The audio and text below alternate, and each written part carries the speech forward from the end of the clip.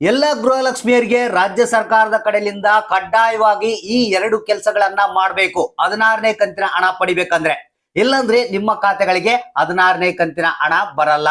ಹೌದು ಸ್ನೇಹಿತರೆ, ಎಲ್ಲಾ ಗೃಹಲಕ್ಷ್ಮಿಯರು ಕಡ್ಡಾಯವಾಗಿ ನೋಡ್ಲೇಬೇಕಾದಂತ ಮಾಹಿತಿ. ಮತ್ತೆ ಕಡ್ಡಾಯವಾಗಿ ಈ ಎರಡು ಕೆಲಸಗಳನ್ನ ಇಮಿಡಿಯೇಟ್ ಆಗಿ ನೀವು ಮಾಡಲೇಬೇಕು. ಈ ರೀತಿಯಾಗಿ ರಾಜ್ಯ ಸರ್ಕಾರ ಎರಡು ಹೊಸ ರೂಲ್ಸ್ ಗಳನ್ನ 16ನೇ ಕಂತಿನ ಹಣ ಬಿಡುಗಡೆಗೆ ಜಾರಿಗೆ ತಂದಿದೆ. ಇದು ಒಂದೇ ಅಲ್ಲ, ಇದ್ರ ಜೊತೆಗೆ 15ನೇ ಕಂತಿನ ಹಣದ ಒಂದು ಹೊಸ ಅಪ್ಡೇಟ್ ಇದೆ. ಅದ್ರ ಬಗ್ಗೆನೂ ಮಾಹಿತಿಯನ್ನ ತಿಳಿಸ್ಕೊಡ್ತಾ ಇದೀನಿ. ಯಾರಿಗಾದ್ರೂ ಹಣ ಬಂದಿಲ್ಲ ಅಂದ್ರೆ ಕಂಪಲ್ಸರಿ ಅವ್ರು ಕೂಡ ಈ ಒಂದು ಮಾಹಿತಿಯನ್ನ ತಿಳ್ಕೊಳ್ಬೇಕು. ಯಾಕಂದ್ರೆ ಇಷ್ಟು ದಿನಗಳ ಕಾಲ ಏನಾಗಿತ್ತಪ್ಪ ಅಂತಂದ್ರೆ ರಾಜ್ಯ ಸರ್ಕಾರ ಆಗೋ ಈಗೋ ಮಾಡಿ ನಿಮಗೆ ಗೃಹಲಕ್ಷ್ಮಿ ಯೋಜನೆಯ ಹಣವನ್ನ ಬಿಡುಗಡೆ ಮಾಡ್ತಾ ಇತ್ತು. ಆದ್ರೆ ಇನ್ ಮುಂದಿನ ದಿನಗಳಲ್ಲಿ ಬಹಳಷ್ಟು ಟಫ್ ಆಗಿ ಕೆಲಸ ಮಾಡ್ತಾ ಇದೆ. ಅಂದ್ರೆ ಈ ಬಂಡವಾಳದ ಕೊರತೆ ಇರೋದ್ರಿಂದ ಕೆಲವರಿಗೆ ಮಾತ್ರ 16ನೇ ಕಂತಿನ ಹಣ ಬಿಡುಗಡೆ ಆಗುತ್ತೆ.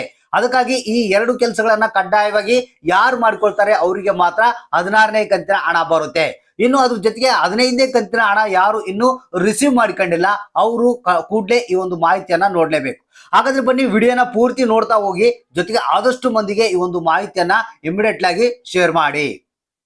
ಹೌದು ಸ್ನೇಹಿತರೆ, ಇದೀಗ ಬಂದಿರುವಂತ ಗೃಹಲಕ್ಷ್ಮಿಯರಿಗೆ ಎರಡು ಹೊಸ ಅಪ್ಡೇಟ್ಗಳು. ಅಂದ್ರೆ ರಾಜ್ಯ ಸರ್ಕಾರ 16ನೇ ಕಂತಿನ ಹಣ ಬಿಡುಗಡೆಗೆ ಎರಡು ಹೊಸ ರೂಲ್ಸ್ ಗಳನ್ನ ತಂದಿದೆ. ಅದಕ್ಕಿಂತ ಮುಂಚಿತವಾಗಿ ಒಂದು 15ನೇ ಕಂತಿನ ಹಣದ ಒಂದು ಹೊಸ ಅಪ್ಡೇಟ್ ಅನ್ನ ತಿಳಿಸ್ಕೊಡ್ತೀನಿ ಸ್ನೇಹಿತರೆ. ನಿನ್ನೆ ತಾನೇ ನಾನು ಒಂದು ಪೋಲಿಂಗ್ ಆಪ್ಷನ್ ಅನ್ನ ಮಾಡಿದ್ದೆ. ಅಂದ್ರೆ 15ನೇ ಕಂತಿನ ಹಣ ಎಷ್ಟು ಮಂದಿಗೆ ಬಂತು, ಯಾರಿಗೆ ಬಂತು, ಯಾರಿಗೆ ಇಲ್ಲ ಅಂತ.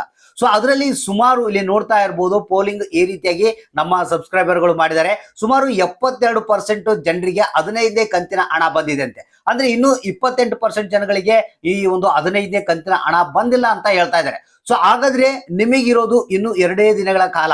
ಈ 2 ದಿನಗಳಲ್ಲೇ ನಿಮ್ಗೆ ಈ ಒಂದು 15ನೇ ಕಂತಿನ ಹಣ ನಿಮ್ಮ ಖಾತೆಗಳಿಗೆ ಬರಬೇಕು. ಬಂದಿಲ್ಲ ಅಂದ್ರೆ ನೀವು ಏನ್ ಮಾಡ್ಬೇಕು, ಇಮಿಡಿಯೇಟ್ ಆಗಿ ನಿಮ್ಮ ಹತ್ತಿರದ ಮಹಿಳಾ ಮತ್ತು ಮಕ್ಕಳ ಕಲ್ಯಾಣ ಅಭಿವೃದ್ಧಿ ಇಲಾಖೆಗೆ ಭೇಟಿ ನೀಡಿ ನಿಮ್ಮ ಒಂದು ಅಕ್ನಾಲೆಜ್ಮೆಂಟ್ ಕಾಪಿ ಮತ್ತೆ ರೇಷನ್ ಕಾರ್ಡು, ಆಧಾರ್ ಕಾರ್ಡ್ ಅನ್ನ ತೆಗೆದುಕೊಂಡು ಹೋಗಿ ಯಾಕೆ ಹಣ ಬಂದಿಲ್ಲ ಅಂತ ಅಲ್ಲಿ ಸ್ವಲ್ಪ ನೀವು ಎನ್ಕ್ವೈರಿ ಮಾಡ್ಬೇಕಾಗುತ್ತೆ. ಸೊ ಇನ್ನು 16ನೇ ಕಂತಿನ ಹಣದ ಒಂದು ಹೊಸ ಅಪ್ಡೇಟ್ ಏನಪ್ಪಾ ಅಂತಂದ್ರೆ, ನಿಮಗೆ ಗೊತ್ತಿರಬಹುದು ಈ ಎರಡು ಹೊಸ ರೂಲ್ಸ್ ಗಳನ್ನ ನೀವು ತಿಳ್ಕೊಳ್ಳೇಬೇಕು. ಬಹಳ ಮುಖ್ಯವಾದಂತ ಎರಡು ಹೊಸ ರೂಲ್ಸ್ ಗಳು. ಮೊದಲನೇ ಒಂದು ರೂಲ್ಸ್ ಏನಪ್ಪಾ ಅಂತಂದ್ರೆ, ಈಗ ರೀಸೆಂಟ್ ಆಗಿ ಕೆಲವರು ರೇಷನ್ ಕಾರ್ಡ್ ಗಳನ್ನ ರದ್ದು ಮಾಡಿತ್ತು ರಾಜ್ಯ ಸರ್ಕಾರ. ಅಂದ್ರೆ ಕೆಲವರು BPL ಇಂದ APL ಗೆ ಕನ್ವರ್ಟ್ ಮಾಡಿತ್ತು, ಕೆಲವರು ಡೈರೆಕ್ಟ್ ಆಗಿ ರೇಷನ್ ಕಾರ್ಡ್ ಗಳನ್ನ ಕ್ಯಾನ್ಸಲ್ ಮಾಡಿತ್ತು. ಇದರಲ್ಲಿ ಏನಾಗಿತ್ತಪ್ಪ ಅಂತಂದ್ರೆ, ಇಲ್ಲಿ ಬಡವರು ಇದ್ರು ಕೂಡ ಅಂದ್ರೆ ಸರಿಯಾದ ರೀತಿಯಲ್ಲಿ ಒಂದು ವೆರಿಫಿಕೇಶನ್ ಮಾಡಲಾರ್ದೇನೆ ಈ ಒಂದು ರೇಷನ್ ಕಾರ್ಡ್ ಗಳನ್ನ ರದ್ದು ಮಾಡಿಬಿಟ್ಟಿದ್ರು. ಬಹಳಷ್ಟು ಮಂದಿ ರೇಷನ್ ಕಾರ್ಡ್ಗಳು, ಬಡವರು ರೇಷನ್ ಕಾರ್ಡ್ ಕೂಡ ಕೆಲವರು ಕ್ಯಾನ್ಸಲ್ ಆಗಿದ್ದಾವೆ, ಕೆಲವರು BPL ಇಂದ APL ಗೆ ಕನ್ವರ್ಟ್ ಆಗಿದ್ದು. ಇಂಥ ಸಂದರ್ಭದಲ್ಲಿ ಏನಾಗಿತ್ತು ಅಂದ್ರೆ ಗೃಹಲಕ್ಷ್ಮಿ ಯೋಜನೆಯ ಹಣ ಇವ್ರಿಗೆ ಬಂದ್ ಮಾಡಲಾಗಿತ್ತು. ಸೊ ಅದಕ್ಕೆ ನೀವು ಏನ್ ಮಾಡ್ಬೇಕು, ಇನ್ನು ನಿಮ್ಗೆ ರೇಷನ್ ಕಾರ್ಡ್ ವಾಪಸ್ ಸಿಕ್ಕಿಲ್ಲಪ್ಪ ಅಂತಂದ್ರೆ ನೀವು ಏನ್ ನಿಮ್ಮ ಹತ್ತಿರದ ಒಂದು ತಾಲೂಕ್ ಆಫೀಸ್ ಏನಿರುತ್ತೆ ಅಲ್ಲಿ ಆಹಾರ ಇಲಾಖೆಗೆ ಸಂಬಂಧಪಟ್ಟಂತ ಒಂದು ಡಿಪಾರ್ಟ್ಮೆಂಟ್ ಇರುತ್ತೆ, ಅಲ್ಲಿ ಹೋಗಿ ಕಂಡು ನಿಮ್ಮ ರೇಷನ್ ಕಾರ್ಡ್ ಗಳನ್ನ ಪಡೆದುಕೊಳ್ಬೇಕು. ಇಲ್ಲಾಂದ್ರೆ ನಿಮ್ಮ ಒಂದು ಸ್ಟೋರ್ ಗಳಲ್ಲಿ ಅಲ್ಲಿ ಎನ್ಕ್ವೈರಿ ಮಾಡಬೇಕು, ನಿಮ್ಮ ರೇಷನ್ ಕಾರ್ಡ್ಗಳು ವಾಪಸ್ ಸಿಗುತ್ತೆ.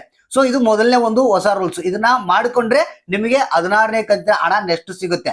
ಇಲ್ಲಾಂದ್ರೆ ನಿಮಗೆ ಯಾವುದೇ ರೀತಿಯ ಗೃಹಲಕ್ಷ್ಮಿ ಯೋಜನೆಯ ಹಣ ಬರಲ್ಲ. ಇನ್ನು ಎರಡನೇದಾಗಿ ನೀವು ಏನ್ ಮಾಡ್ಬೇಕು, ನಿಮ್ಮ ಹತ್ತಿರದ ಮಹಿಳಾ ಮತ್ತು ಮಕ್ಕಳ ಕಲ್ಯಾಣ ಅಭಿವೃದ್ಧಿ ಇಲಾಖೆಗೆ ಭೇಟಿ ನೀಡಿ ಈ ರೀತಿಯಾಗಿ ನಾವು ರೇಷನ್ ಕಾರ್ಡ್ ಗಳನ್ನ ನಮ್ಗೆ ಕ್ಯಾನ್ಸಲ್ ಮಾಡಿದ್ರು, ಅವುಗಳನ್ನ ಮತ್ತೆ ಕೊಟ್ಟಿದ್ದಾರೆ, ನಮಗೆ ಗೃಹಲಕ್ಷ್ಮಿ ಯೋಜನೆಯ ಹಣ ಬರುವಂತೆ ನೀವು ಮಾಡಬೇಕು, ಕಂಟಿನ್ಯೂ ಆಗಿ ನಮ್ಗೆ ಹಣ ಬೀಳಬೇಕು. ಆ ರೀತಿ ಒಂದು ಅಲ್ಲೇ ಹೇಳಿದ್ರೆ ನಿಮಗೆ ಅವರು ಅದನ್ನ ಅಪ್ಡೇಟ್ ಮಾಡ್ತಾರೆ. ಇಲ್ಲಿವರೆಗೆ ಡಿಆಕ್ಟಿವೇಟ್ ಆಗಿರುತ್ತೆ, ಅದನ್ನ ರಿಟರ್ನ್ ಆಗಿ ಆಕ್ಟಿವೇಟ್ ಮಾಡ್ತಾರೆ. ಸೊ ಈ ರೀತಿಯಾಗಿ ಈ ಎರಡು ಹೊಸ ರೂಲ್ಸ್ ಗಳ ಬಗ್ಗೆ ನಿಮಗೆ ಗೊತ್ತಿರಲೇಬೇಕು. ಒಂದು ವೇಳೆ ನಿಮಗೆ 15ನೇ ಕಂತಿನ ಹಣ ಇನ್ನು 2 ದಿನಗಳಲ್ಲಿ ಬಂದಿಲ್ಲ ಅಂದ್ರೆ ನೀವು ಕೂಡ ಒಂದು ಮಹಿಳಾ ಮತ್ತು ಮಕ್ಕಳ ಕಲ್ಯಾಣ ಅಭಿವೃದ್ಧಿ ಇಲಾಖೆಗೆ ಭೇಟಿ ನೀಡಿ ಅಲ್ಲಿ ಏನಾಗಿದೆ ಅಂತ ಅದನ್ನು ಸರಿಪಡಿಸ್ಕೊಳ್ಬೇಕು. ಇಲ್ಲಾಂದ್ರೆ ನಿಮಗೆ ಶಾಶ್ವತವಾಗಿ ಗೃಹಲಕ್ಷ್ಮಿ ಯೋಜನೆಯ ಹಣ ಬರೋದು ಬಂದ್ ಆಗುತ್ತೆ. ಹೌದು ಸ್ನೇಹಿತರೆ, ಈ ರೀತಿಯಾದಂತಹ ಒಂದು ಹೊಸ ರೂಲ್ಸ್ ಗಳನ್ನ ರಾಜ್ಯ ಸರ್ಕಾರ ತಿಳಿಸಿರುವಂತದ್ದು. ಇಮಿಡಿಯೇಟ್ ಆಗಿ ಈ ಕೆಲಸಗಳನ್ನ ಡಿಲೇ ಮಾಡ್ದೇನೆ ಬೇಗನೆ ಮಾಡಿಕೊಳ್ಬೇಕು. ಇಲ್ಲಾಂದ್ರೆ ನಿಮ್ಗೆ ಯಾವುದೇ ರೀತಿಯ ಗೃಹಲಕ್ಷ್ಮಿ ಯೋಜನೆಯ ಹಣ ಬರಲ್ಲ.